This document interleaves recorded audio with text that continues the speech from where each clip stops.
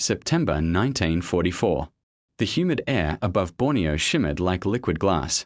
Below the clouds, a formation of American B-24 bombers droned steadily toward their target, oil refineries that kept the Japanese war machine alive. Far above them, a silver-green figure sliced through the thin blue haze. Major Richard Ira Bong, flying his twin-engine P-38 Lightning, adjusted his throttle and began a slow, deliberate descent. The two Allison engines hummed with more than 3,000 horsepower, each propeller cutting the air in perfect rhythm. Through his bullet-resistant canopy, Bong scanned the endless expanse of sky, searching for movement. He spotted it, a cluster of dark specks rising from the horizon, climbing fast. Japanese fighters. They were already forming into attack lines, unaware that one of the most efficient aerial tacticians of the entire war had just found the perfect position above them. To most, Bong looked like an ordinary man. Slight build, calm eyes, a soft Wisconsin accent that carried no trace of ego. But up here, thousands of feet above the jungle, he was something entirely different. Every flight control in his cockpit was an extension of his thoughts. His hand movements were subtle, confident, exact. He adjusted trim, checked the sun's position, and calculated where his targets would be, not where they were. What the Japanese pilots didn't know was that this quiet young man, once a mischievous farm kid from Poplar, Wisconsin, had already downed more enemy aircraft than nearly any American alive. And before the war's end, he would reach a number no one would ever surpass: 40 confirmed aerial victories. As Bong prepared to engage, his internal rhythm slowed. Adrenaline didn't control him, it sharpened him. He waited until the enemy climbed within striking distance, then rolled his aircraft gently, letting gravity pull him into a shallow dive. The Lightning began to accelerate, its twin engines producing a low, resonant growl that echoed through the cockpit. His thumb rested lightly on the trigger. At 400 miles per hour, the gap closed fast. Bong picked one fighter and aligned it perfectly within the circular reticle of his gun sight. For an instant, everything seemed motionless: the world, the aircraft, even his own heartbeat. Then he squeezed the trigger. A flash of light erupted from the Lightning's nose, where 4 heavy machine guns and a single cannon unleashed a focused cone of energy. Traces streaked downward, converging into the target's path. The Japanese plane disintegrated in an instant, the pilot never realizing what had struck him. Bong pulled up sharply, climbing back into the safety of altitude before the remaining fighters could react. That single, seamless move, the dive, the burst, the escape, was the product of years of discipline and control. To an observer, it looked almost too simple, as though luck had been involved. But Bong's precision was no accident. It was the result of something deeper, something born far from the battlefield, on a small Wisconsin farm surrounded by open skies. Before he became America's top ace, Richard Bong was just a kid fascinated by machines. He'd watch birds for hours, studying how they turned and glided. On quiet afternoons, he built model planes from wood scraps and tried to make them fly farther than anyone else's. His family couldn't afford extravagance, but they gave him something more valuable: freedom to explore, to dream, and to fail. When he was old enough, he studied every aviation magazine he could find. He memorized aircraft silhouettes, learned how lift worked, and imagined himself in a cockpit. His world was small, but his imagination had no limits. He once told a friend that he didn't dream about fame or medals, he dreamed about flying perfectly, as if the airplane and I were the same thing.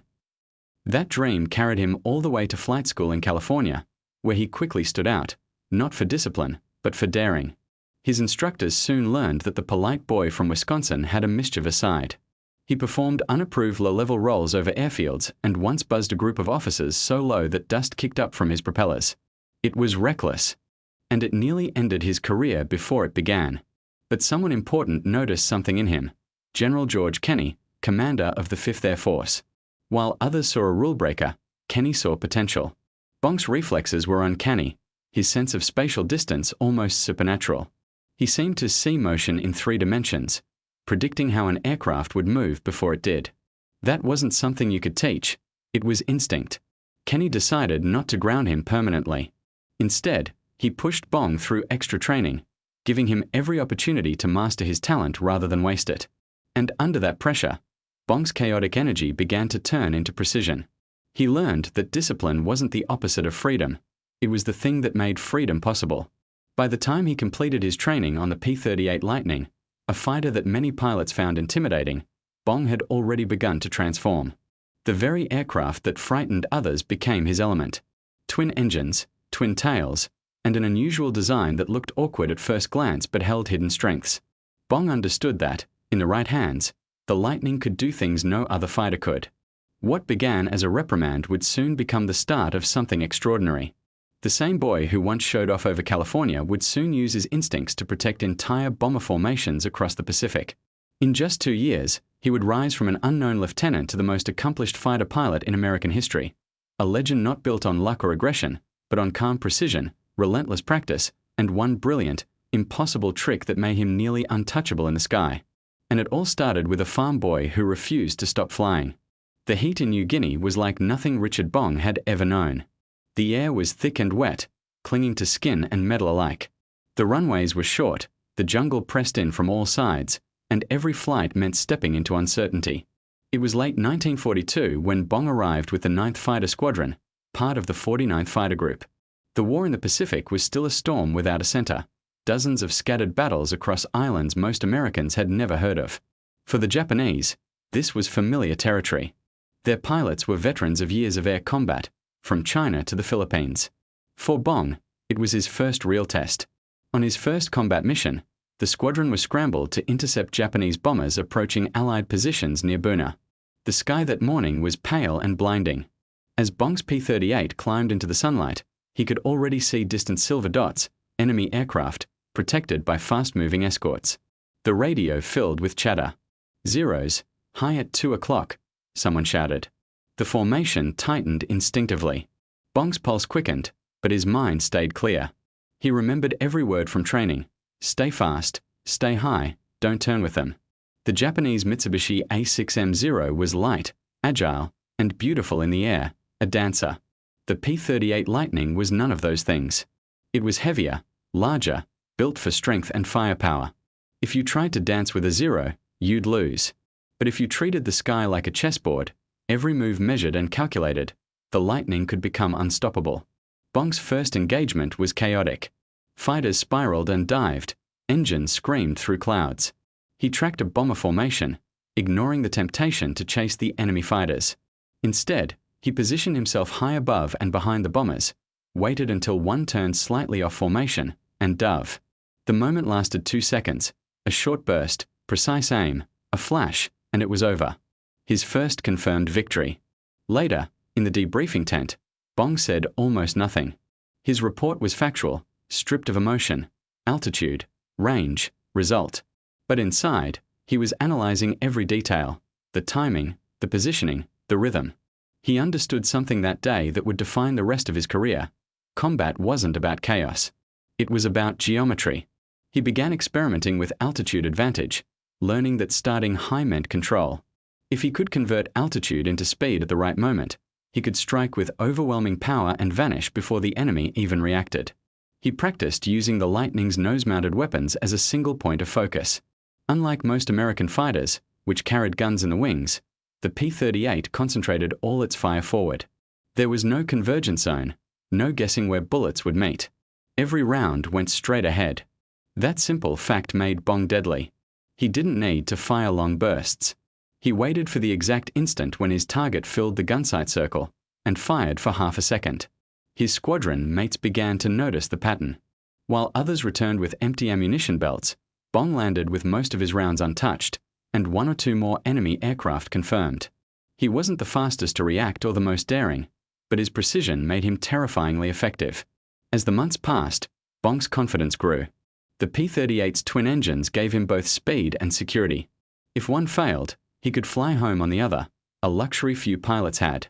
He learned to use that confidence to push closer than anyone else dared, firing from distances that made other pilots nervous. But the Lightning wasn't easy to master. Its power came with quirks. In high-speed dives, shock waves formed along the wings, making control stiff and sometimes unresponsive. Pilots who dove too steeply often couldn't pull out in time. Bong spent hours studying how to manage those dives, finding the safe edge, learning when to ease pressure and when to let gravity work for him. It wasn't bravery, it was discipline disguised as calm. By early 1943, he was no longer the inexperienced lieutenant who once buzzed airfields for fun. Now he was one of the few pilots who could take the P-38 to its limits and come back unscathed. His accuracy became almost mechanical. He rarely wasted energy, rarely fired in frustration. Everything was deliberate. One afternoon, after a particularly tense dogfight, his commander asked him how he managed to stay so composed while the sky exploded around him. Bong thought for a moment before replying, "If I panic, I lose the pattern. And if I lose the pattern, I lose the fight." It was a simple sentence, but it revealed everything about how he saw air combat, not as chaos, but as rhythm, flow, and mathematics. His philosophy began to spread. Younger pilots started asking for his advice. He showed them how to think in 3 dimensions, how to time their dives, how to use the sun to blind opponents. He taught them that success didn't come from aggression, but from patience. "Don't chase them," he said. "Make them chase you. They'll make the mistake first." In a matter of months, Bong had turned what seemed like a disadvantage, the Lightning's weight and slower turn rate, into an advantage. Japanese pilots who tried to outmaneuver him found themselves outpaced instead. Above the jungles of New Guinea, the legend of the quiet farm boy began to grow. Reports circulated among the enemy that an American pilot flying a twin-boomed aircraft was responsible for an alarming number of losses. They called him the Lightning Ghost because he appeared suddenly from the sun, struck once, and disappeared. To Bong, it wasn't mystery or luck. It was calculation, discipline, and the refusal to fight on someone else's terms. He didn't know it yet, but he had just discovered the impossible trick that would carry him to 40 victories and immortality in the skies.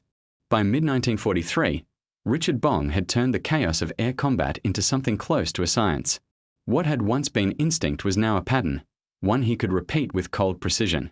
His squadron mates said he seemed to fight in slow motion. While others fired bursts of panic into empty sky, Bong waited for perfect geometry. He'd often describe air combat not in terms of danger, but in terms of timing. "Every pilot gets 1 good second," he'd say. "The trick is knowing when that second happens." Each mission refined his method. Bong studied his gun camera footage carefully, reviewing every engagement like an engineer examining a machine. He measured distances, angles, and firing times. His bursts lasted less than a second, just enough to place a perfect string of rounds into an enemy aircraft before breaking off. He called it clean shooting. His commanders noticed that his ammunition use was dramatically lower than average. Where most pilots fired hundreds of rounds per victory, Bong often needed fewer than 50. His accuracy wasn't just exceptional, it was nearly mathematical. He had mastered what fighter pilots called deflection shooting, hitting a moving target by aiming where it would be, not where it was. For most pilots, this calculation was guesswork made in the chaos of combat. For Bong, it was instinct. His brain processed speed, distance, and angle almost subconsciously. It was as if his mind and his aircraft's gun sight were wired together. Major Thomas Lynch, one of Bong's fellow pilots and an ace himself, once said that Bong's strength wasn't aggression or luck, but the ability to wait until the fight belonged to him. When others would charge recklessly, Bong would climb, circle, and observe. He'd wait until the enemy broke formation, a small hesitation, a minor climb, and that was enough. He'd roll into position, fire, and disappear back into the clouds. In New Guinea, the battles were brutal and unpredictable. The humid air played tricks with engines, and storms could appear from nowhere. Pilots spent more time fighting the elements than the enemy. But Bong's calmness never wavered.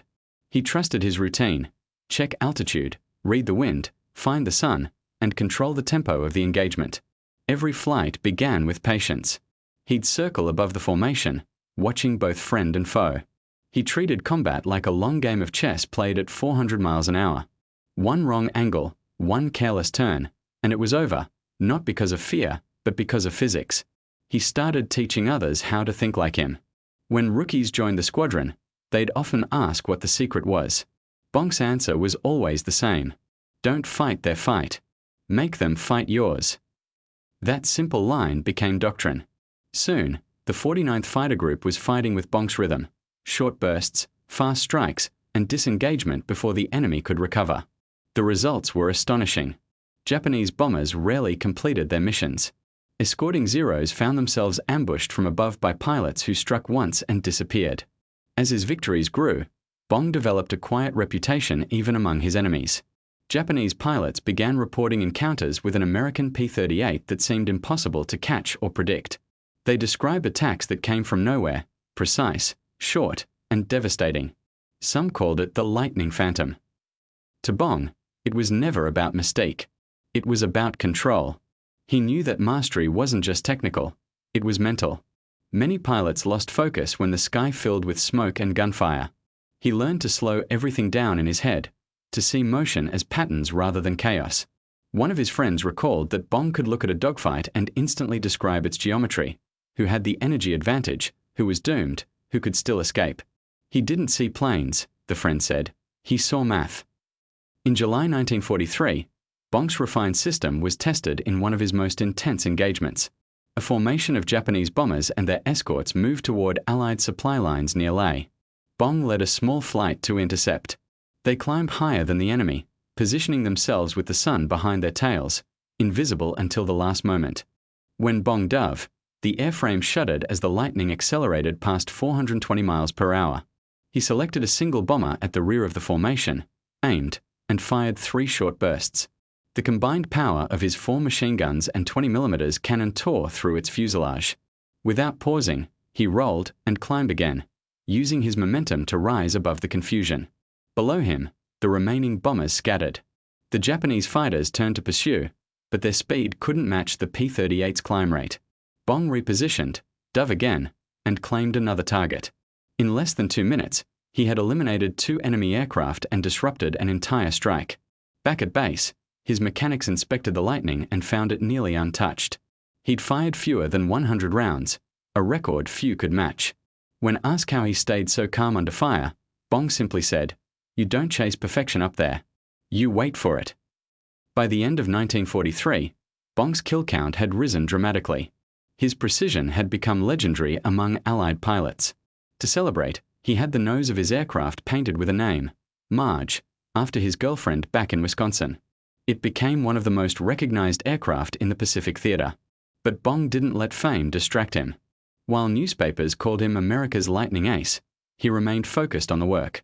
He believed every mission was a test, and every mistake could be his last. For him, success was never about numbers, it was about perfect execution. And as 1944 began, that perfection was about to reach its peak. New challenges, new aircraft, and faster, more desperate enemies would push him further than ever before. What had begun as a quiet obsession with precision was about to become legend. By early 1944, Richard Bong had become more than a pilot. He was a symbol of how precision could win a war. His name began circulating through air bases from New Guinea to the Philippines. New recruits were told to study his methods, to watch his gun camera footage like students watching a teacher's blackboard. But Bong wasn't interested in celebrity. He preferred the cockpit to the spotlight, the roar of engines to applause. His P-38 Lightning, Marge, gleamed under the tropical sun, its twin booms glinting like silver spears. The aircraft itself was unlike anything the Japanese had encountered. It was big, fast, and merciless when flown correctly. Bong understood every quirk of its design. He knew the exact throttle pressure that would keep both engines balanced, the perfect angle for a climbing turn, the point at which air resistance would begin to bite. For him, flying wasn't just skill, it was an act of synchronization between man and machine. During this period, his tactics evolved even further. He began organizing small teams of pilots into what he called energy formations. Instead of flying tight, predictable groups, Bong spread his fighters vertically, one above the other. This created a layered defense that could attack from multiple angles while maintaining altitude superiority. When Japanese bombers approached, the formation looked scattered, but in reality, it was a carefully choreographed trap. Once the enemy engaged, Bong gave a single command over the radio, "Drop in." Like arrows released from a bow, the P-38s dove in sequence, each one hitting its target, then peeling away to climb back above the fight. It was swift, clean, and devastatingly effective. Bong's leadership was calm but firm. He didn't shout or use bravado. His instructions were clear, mathematical. Stay fast. Stay high. Don't let them pull you down. His squadron learned to anticipate his movements, almost telepathically. It was said that flying in formation with him felt effortless, as though the entire unit was a single organism guided by his timing. That spring, Bong's reputation reached new heights, literally and figuratively. Over Hollandia, he led a mission to protect a formation of American bombers from a large Japanese counterattack. The bombers were heavy and slow, their defense dependent on fighters like Bonk's. As radar picked up enemy signatures approaching from the coast, Bonk's unit climbed through scattered clouds, positioning themselves between the bombers and the incoming fighters. When the first Japanese aircraft appeared, sleek Zeros gleaming white in the sun, Bong waited. He could have attacked immediately, but he knew patience was his weapon. Let the enemy commit first. When they dove on the bombers, Bong finally rolled his P-38 into a steep descent, engine screaming, sunlight flashing across the twin tails. His burst was short and precise. 1-0 exploded in a brief flare. Without pausing, he pulled up sharply, using his remaining altitude to climb back above the chaos. Below, his squadron followed his example. Their attacks were perfectly timed, coordinated, and decisive. When the skirmish ended, the bombers continued unscathed, while the sky behind them drifted with trails of smoke. That day, Bong scored multiple victories, but when he landed, he wrote his report in his usual minimalist style, just coordinates, altitude, and results. No embellishment, no excitement. For him, it wasn't heroism. It was duty done correctly. General George Kenney, the same commander who had once disciplined Bong for reckless flying, now called him the most efficient pilot I've ever seen. Yet Kenney also knew that Bong's growing fame carried risk. The more victories he achieved, the greater the temptation to keep flying, and the greater the danger of losing him. By mid-1944, Bong had reached 28 confirmed kills, surpassing the record of Eddie Rickenbacker, America's top ace from the First World War. Newspapers back home celebrated the farm boy turned legend. Posters showed him smiling beside his aircraft. Headlines called him the ace of the Pacific. But Bong disliked the attention. When asked about his success, he'd shrug and say, "I just try not to miss." Still, his fame made him a target, not only for the Japanese but for his own commanders, who feared his loss would hurt morale. General Kenney eventually grounded him temporarily, insisting he was too valuable to risk on routine missions. Bong was frustrated. To him, flying was more than a job, it was a state of being. Sitting idle while others fought felt wrong. He spent his downtime helping train younger pilots, teaching them his system of fast-in, fast-out attacks. His students described his lessons as simple but profound. "You fight with your brain first," he'd say. "Your hands just follow." Kenney eventually relented, allowing him to fly again, but only on carefully selected missions. Bong accepted the restriction, though he quietly vowed to make every flight count. He wasn't driven by pride, he was driven by purpose. Each new sortie brought refinement. His deflection shooting became sharper.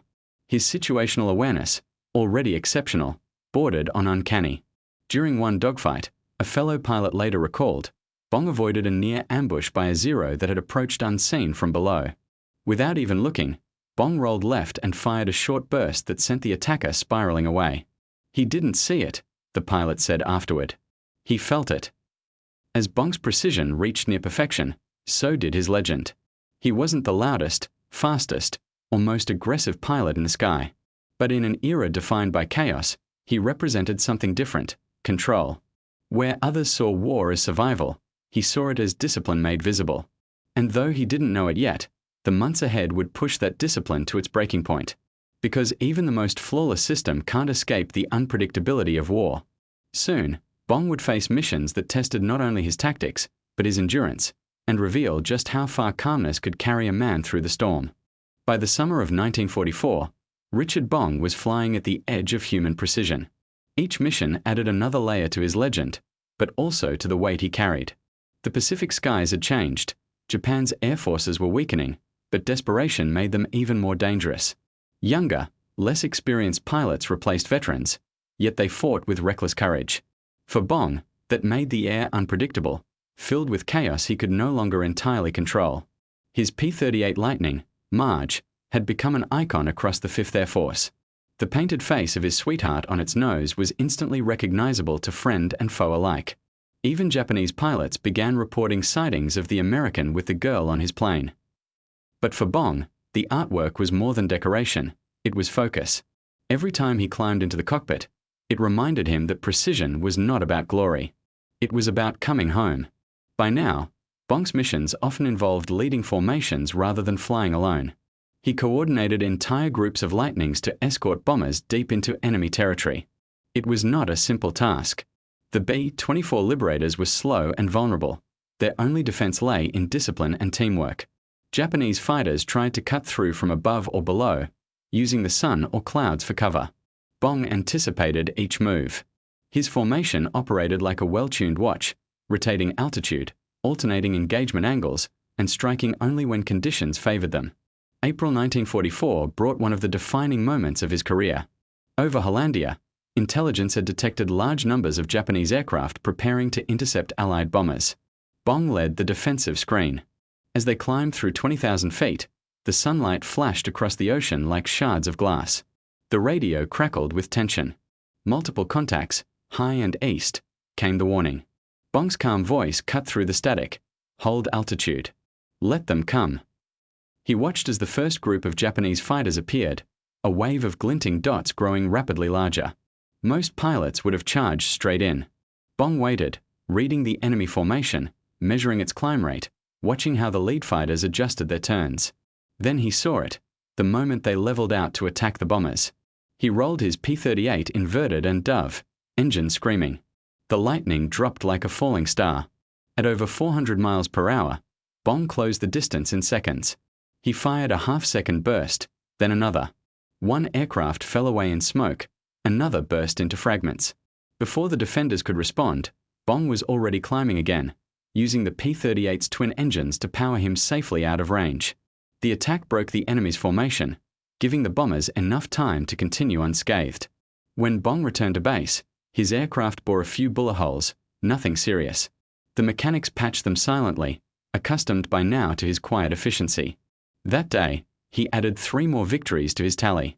By June, his record stood at 28 confirmed kills, surpassing Rickenbacker's famous World War I total. Across the Pacific, Allied radio networks announced the achievement. To the public, Bong was now a national hero, a symbol of American skill and composure. But he reacted with his usual humility, saying simply, "I guess I just had a head start on practice."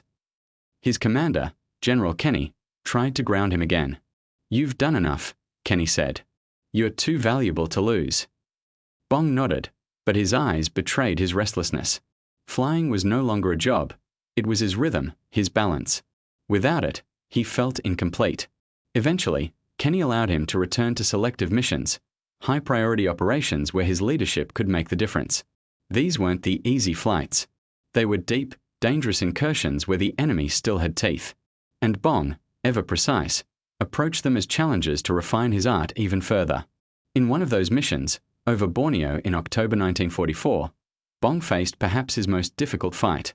A large Japanese counterattack targeted American bombers striking the oil fields near Balikpapan. The sky was a labyrinth of clouds and sunlight, the kind of environment that could turn a formation into chaos. Bong led from the front, scanning for the telltale flashes of enemy aircraft climbing to intercept. When contact came, it came all at once.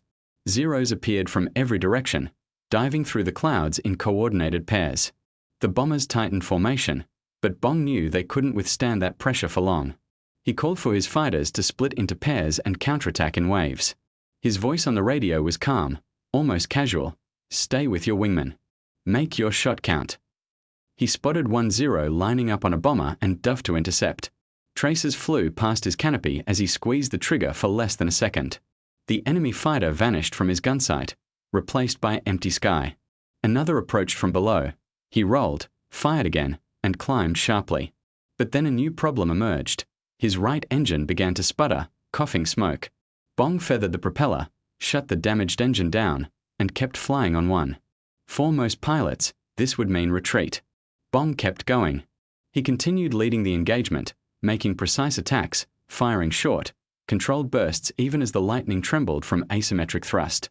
His wingmen watched in disbelief as he downed 2 more planes before finally turning for home. When he landed, the ground crews found his aircraft riddled with bullet holes and fuel leaking from a punctured wing. Bong climbed out calmly, checked the damage himself, and said only, "She'll fly again." And she did. The Marge was repaired and returned to service within days. Bong took her back into the air, undeterred.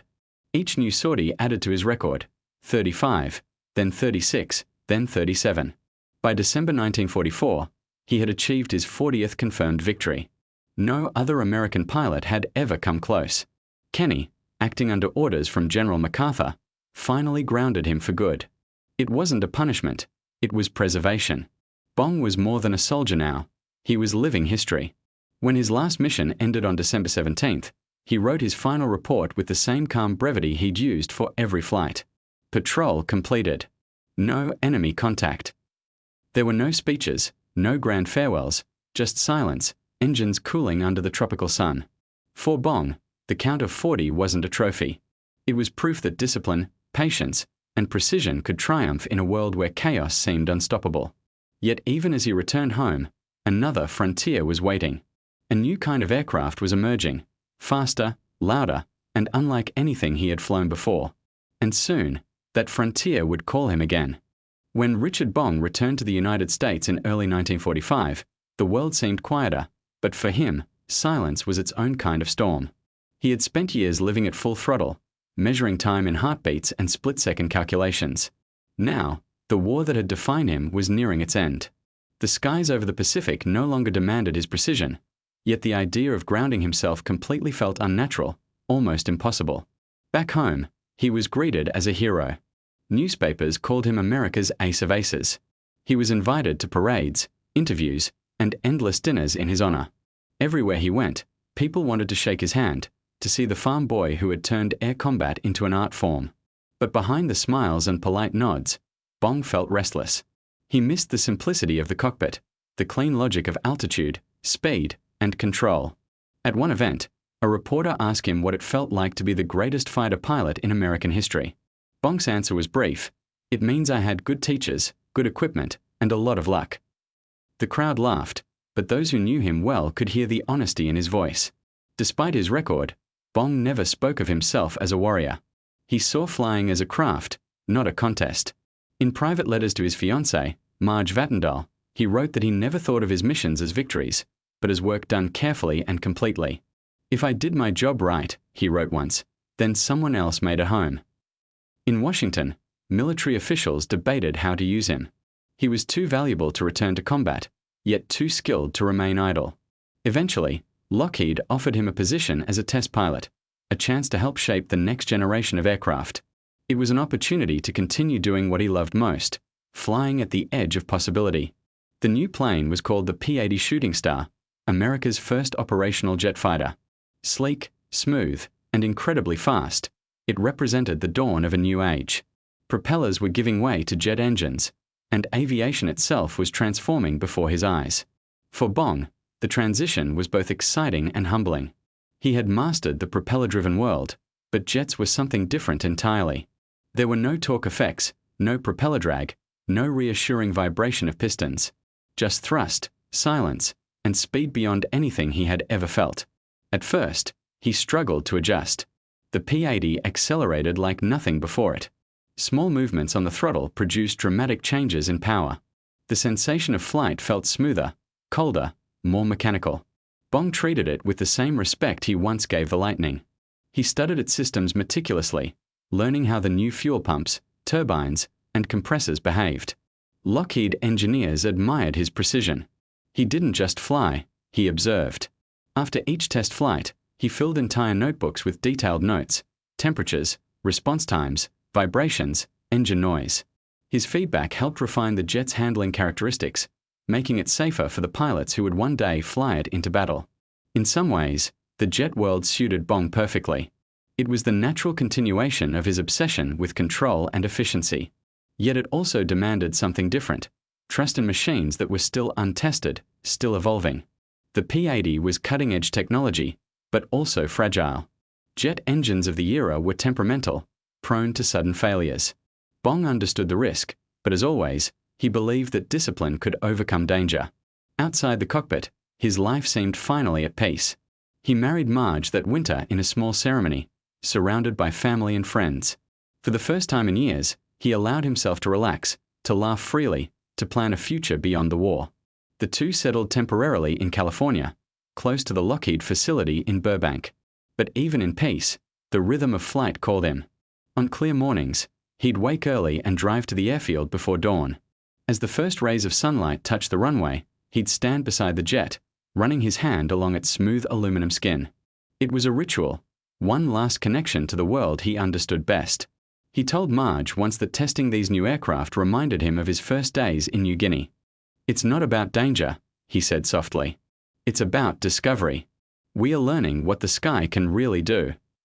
Every test brought new data, new insight, but also new risks. The P-80's engine, a marvel of design, relied on a complex fuel pump system that sometimes malfunctioned under stress.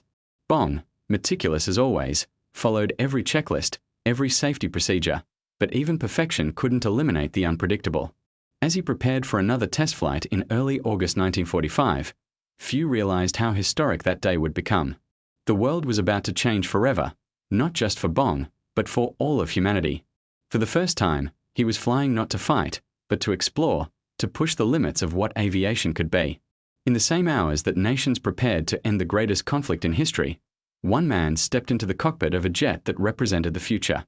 And though he didn't know it, the story that had begun with a farm boy and a dream of flight was about to reach its quiet, poignant conclusion. August 6, 1945. A warm California morning, with the air still and the horizon hazy from the summer sun. At Lockheed Air Terminal in Burbank, a small team of mechanics stood beside a silver jet unlike anything that had flown before. Its nose was sharp, its wings thin, and its engine, a single, roaring turbine, was the sound of the future. Major Richard Bong walked across the tarmac toward it, wearing his flight suit neatly pressed, helmet tucked under one arm. The routine felt familiar, but everything about the aircraft before him felt new, almost alien. The P-80 Shooting Star represented a leap into uncharted skies. It wasn't just faster, it was different. It defied instinct. And yet, as Bong approached, he smiled slightly. He had always believed that flying was as much about understanding as it was about courage. The Lockheed engineers watched him climb into the cockpit, adjusting the straps, checking each switch with quiet precision. No one doubted his professionalism. Bong's habits were legendary. Every instrument was inspected, every checklist completed. He didn't believe in luck, only preparation. When the canopy sealed shut, the air around the jet seemed to pause. Then, with a rising whine, the turbine came alive. The sound built slowly, a steady crescendo that replaced the rhythmic growl of propellers with something new and steady, a continuous pulse of power. Bong taxied toward the runway, giving a small wave to the crew as he passed. At the end of the runway, he stopped briefly. Inside the cockpit, he ran through his final checks: fuel pressure, engine temperature, control surfaces. Everything responded smoothly. He eased the throttle forward, and the P-80 began to roll, gathering speed in a smooth, effortless surge. In seconds, the jet lifted gracefully from the ground, leaving behind a shimmer of heat and sound. From the ground, the crew followed the silver streak as it climbed into the morning sky, reflecting sunlight like a mirror. To them, it was a symbol of progress, the first generation of aircraft that would carry humanity beyond the limits of piston and propeller. Up in the cockpit, Bong adjusted his instruments and leveled off over the Pacific coastline. Below him stretched the endless blue of the ocean, calm and glinting in the light. The sensation was extraordinary. There was no vibration, no engine rumble, only the hum of air rushing over metal. It was flight in its purest form. He made gentle turns, testing the aircraft's stability, noting the readings on his gauges. The P-80 handled beautifully. The controls felt lighter than expected, almost delicate, yet responsive. Bong thought about how future pilots would experience this, how flight schools would one day train young aviators to command aircraft far beyond his generation's imagination. For several minutes, the flight continued flawlessly. He performed small maneuvers, climbs, rolls, and throttle tests, recording each behavior. His voice over the radio was calm, steady, almost clinical. "Engine response normal," he reported. "Temperature holding. Feels smooth at power." Then, as he began a gradual turn back toward the airfield, one of the indicators flickered. It was brief, almost imperceptible, a slight drop in fuel pressure. Bong noticed immediately, noting the reading out loud for the engineers monitoring the flight. He followed procedure precisely: throttle back, cross-check instruments, adjust fuel flow. The pressure stabilized, then dropped again. Bong, trained to trust data over instinct, initiated a standard return protocol. "Request landing vector," he said evenly into the radio. "Minor irregularity in fuel system." On the ground, the tower cleared him immediately. The P-80 banked gracefully, beginning its descent. The sound of the jet echoed faintly through the valley as engineers watched the small glint of silver circle back toward them. In those moments, as the aircraft turned toward the runway, the entire field fell silent. Every eye followed the shape moving through the bright sky, a streak of light that seemed almost unreal. Inside the cockpit, Bong followed every step of the emergency checklist with the same composure he had shown in combat. There was no panic, only focus. He adjusted valves, attempted a restart, recalibrated flow. For a moment, the readings improved, then fell again. The jet, losing thrust, began to glide. Bong lowered the nose slightly, keeping speed for control. His voice over the radio remained calm. "I'm still with it," he said. "Trying for the field." The ground crew waited, shielding their eyes from the sun as the silver aircraft came into view, silent now, descending smoothly, almost gently. In those final seconds, Bong's hands moved with absolute precision. He had spent his life making perfect calculations, reacting with quiet mastery under impossible conditions. And as always, he did what pilots do best. He flew with control until the very last moment. When the aircraft touched the earth, the world shifted quietly. The jet age had arrived, carried into being by one of the greatest pilots who had ever lived. That same morning, thousands of miles away, another aircraft, the Enola Gay, was on its way to Hiroshima, carrying the weapon that would bring the war to its end. History turned on two flights that day, one symbolizing the dawn of a new era, the other closing the chapter of the old. Bong's name filled newspapers that week, though the headlines were dominated by larger events. Yet those who understood aviation knew what his legacy meant. He had bridged two worlds, the age of the piston and the birth of the jet. And while his story paused there, the influence of his precision would continue shaping pilots and engineers for generations. Because Richard Bong's greatest contribution wasn't just his record of victories, it was the philosophy that guided them. Fly with patience, act with reason, and let discipline carry you farther than fear ever could. In the days that followed, the airfield at Burbank grew strangely quiet. The mechanics, engineers, and fellow pilots who had watched Richard Bong fly the Shooting Star felt the absence of his calm, methodical voice. For them, he had represented something more than a skilled aviator. He was a living reminder that mastery came from discipline, not bravado. The official report spoke simply: a mechanical failure during a routine test flight. No sensational details, no dramatization. It was the kind of report Bong himself would have written: precise, factual, devoid of emotion.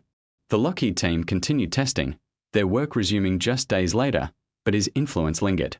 Pilots began repeating the things he used to say during briefings: "The plane always tells you what it needs. Listen before you react." Even as news of the war's end swept across the nation, Bong's story quietly resonated with the people who understood what his career symbolized. Newspapers describe him as the steady hand of the Pacific, the farm boy who made perfection look effortless. Yet what set him apart wasn't raw skill, it was balance. Bong had always known that flying was a conversation between human and machine, one that required respect rather than dominance. At the Richard I Bong Veterans Historical Center in Wisconsin, that philosophy became the centerpiece of his legacy. Visitors who came expecting tales of glory instead found a story of humility and craftsmanship. His flight logs, displayed under glass, showed neat handwriting and technical notes that could have come from an engineer rather than a soldier. Altitude 16,000. Visibility moderate. Temperature steady. Performance normal. There was no trace of ego, no boastful words, only the cool rhythm of a man focused on understanding every variable in the air around him. Historians would later say that Bong represented the transition from heroism to professionalism in aviation. Before him, fighter pilots were often portrayed as lone wolves, daring individuals driven by instinct. Bong proved that true mastery came from structure. He studied, analyzed, repeated, refined. Each flight was an experiment, every maneuver a calculation. In doing so, he laid the foundation for the modern era of aviation, where precision replaced impulse and procedure became the language of flight. His combat methods became required reading in post-war training manuals. Instructors taught new pilots to think like Bong, to treat every engagement as a problem of geometry and timing, not emotion. "Don't chase them," one manual quoted him. "Position, then strike. Let the angles do the work." This philosophy reshaped American air combat doctrine. In the Korean War, young pilots flying jet fighters like the F-86 Sabre studied Bong's reports from the Pacific. His principles, energy management, patience, and accurate deflection shooting, proved as relevant at supersonic speeds as they had been in the propeller age. Meanwhile, in his hometown of Poplar, Wisconsin, the people who had watched him grow up built a small memorial near his old school. Local farmers donated wood and metal. Mechanics from nearby airfields volunteered their time. To them, he was still the same quiet boy who fixed engines in barns and looked at the clouds as though they were blueprints. In time, the memorial grew into a museum. There, a restored P-38 Lightning stood gleaming beneath soft lights, its nose adorned with marge, just as it had been during those long missions in the Pacific. Visitors would stop in front of it and read the small inscription on the plaque below. He believed that patience wins where strength cannot. That single line captured what made Bong unique. His 40 aerial victories were astonishing, but the numbers were only the surface. Beneath them lay a philosophy of restraint, a belief that calm precision was the highest form of strength. Even decades later, Air Force instructors told their students about him. When a young pilot gripped the controls too tightly or rushed a maneuver, the instructor would often say, "Relax, Bong would have waited." The phrase became a shorthand reminder that good flying isn't about force. It's about rhythm, awareness, and trust. His influence extended beyond the military, too. Engineers studying human-machine interaction used his combat reports as early examples of ergonomics, how cockpit design affects pilot performance. Bong's observations about the P-38's intuitive layout, visibility, and handling were quoted in research papers that shaped post-war aircraft design. By the 1950s, aviation had entered an entirely new era. Jet fighters streaked across skies that once belonged to propellers. Yet in the briefings, simulators, and classrooms of the US Air Force, Bong's presence lingered. His gun camera footage, analyzed frame by frame, was used to teach precision targeting and energy management. Pilots studying those films were often struck by how composed he looked, even in the middle of combat. The aircraft around him twisted and burned through the clouds, but Bong's control inputs were smooth, deliberate, minimal, like a surgeon performing an operation. When asked years later why he thought Bong's legacy endured, General George Kenney, his wartime commander, said, "He didn't make war look easy. He made discipline look beautiful." That was the essence of it. Richard Bong wasn't remembered for being fearless. He was remembered for being thoughtful. He proved that mastery was not born of aggression but of awareness, that a calm mind could outmatch even the fiercest opponent. And as aviation advanced beyond anything he could have imagined, rockets, supersonic flight, and space exploration, his philosophy continued to whisper through every cockpit checklist, every training program, every young pilot learning to steady their hand before pushing the throttle forward. Because even in a world that grew faster and louder, Bong's lesson remained timeless. The sky rewards those who respect it. As decades passed, the world changed beyond recognition, but Richard Bong's quiet influence never truly faded. His methods, simple, logical, almost meditative, became part of the unseen structure behind modern aviation. Even as computers replaced intuition and radar replaced eyesight, the idea that precision is patience in motion remained a guiding principle. By the 1960s, fighter jets were breaking the sound barrier. The sky no longer echoed with the propeller's roar but sang with the sharp hum of turbines. Pilots now flew with instruments that did much of the thinking for them: radar-guided missiles, automated targeting, fly-by-wire systems. Yet instructors continued to remind their students of something older and human: don't trust the machine more than your own calm. That sentiment traced directly back to Bong. The US Air Force studied his combat philosophy in leadership schools, not just as a lesson in flying, but as a framework for decision-making. Bong had taught, through his actions, that clarity under pressure outperforms brute reaction. He never rushed, never forced a situation. Even in moments of danger, he acted as though time itself had slowed to accommodate his logic. Pilots who studied him noticed a recurring pattern. His greatest advantage wasn't speed or firepower, but his ability to think clearly when everyone else panicked. That lesson transcended aviation. It appeared in management courses, engineering programs, and even psychology seminars on focus and performance. His story became a case study in what later came to be called situational awareness, the capacity to process multiple streams of information while maintaining composure and control. In a sense, Bong became a symbol of how technology and humanity must coexist. During his lifetime, he had mastered one era of machines and lived just long enough to touch the next. His transition from the P-38 Lightning to the jet-powered P-80 represented not only the shift between wars but between worlds, the analog and the digital, the intuitive and the calculated. That balance between man and machine became the foundation of aviation philosophy for the rest of the century. Engineers cited Bong's post-flight reports as early examples of pilot-centered design, proof that performance wasn't just about what a plane could do, but how it felt to the person flying it. His comments on cockpit layout and visual comfort led to practical design changes that continued long after the war. In a way, his words helped shape the future of aerospace ergonomics, guiding how pilots interacted with increasingly complex systems. Outside of military circles, Bong's story found new life in popular culture. Documentaries portrayed him not as a warrior, but as a thinker, a craftsman of the skies. Authors and filmmakers admired how he had achieved greatness without chasing it, how he turned every mission into a study in balance. In a century that often celebrated speed and spectacle, Bong represented something subtler, mastery without noise. At universities, aeronautical engineering students read excerpts from his reports. Many were struck by his clarity of language. He didn't romanticize flight. He described it in patterns, pressures, and probabilities. His analysis of the P-38's twin engines and flight dynamics was so accurate that Lockheed engineers later confirmed much of it matched their own internal design data. By the 1980s, his name was spoken with the same reverence as the great innovators, Kelly Johnson, Chuck Yeager, Neil Armstrong. Yet there was something distinct about him. Bong's fame came not from records or spectacle, but from refinement. He represented the bridge between instinct and intellect, between the courage to act and the wisdom to wait. At Air Force academies, cadets still visit his memorial. In one classroom, an instructor points to Bong's photograph, a young man with an open smile, not a stern commander, and says, "This is what calm looks like under pressure." For them, it isn't just a history lesson. It's a reminder that excellence often hides in simplicity.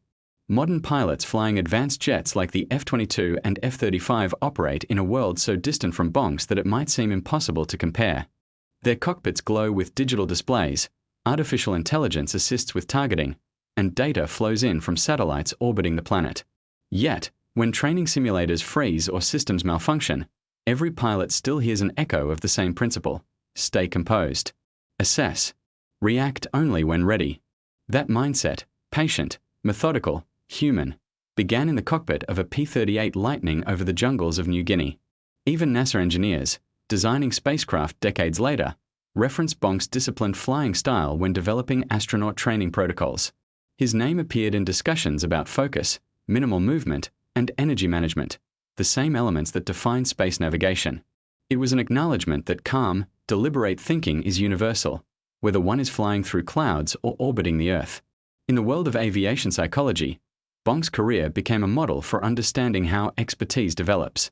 Researchers studying elite performance often cited him as an example of automatic precision, the point where skill becomes subconscious. They found that his habits, constant observation, brief yet accurate actions, avoidance of overcorrection, matched patterns seen in top surgeons, athletes, and engineers. And while few remembered the exact number of aircraft he defeated, almost everyone who learned about him remembered how he flew. Carefully, gracefully, without waste. The Richard I Bong Veterans Historical Center continues to preserve that story. School groups walk through exhibits filled with photos of his P-38 Marge, flight suits, letters, and medals. Near the exit, a quote engraved into the wall reads, "Mastery isn't about speed. It's about never losing balance, no matter the storm." That line, chosen by one of his former students, captures the quiet truth of his legacy. Bong never sought to dominate the sky. He sought to understand it. And in doing so, he taught generations that true confidence is silent, steady, and exact. Today, when historians and aviators look back on the life of Richard Bong, they see more than the story of one remarkable pilot. They see the blueprint for how mastery is built, one measured action at a time. His journey from a quiet Wisconsin farm to the Pacific sky stands as a reminder that greatness rarely arrives through noise or chaos.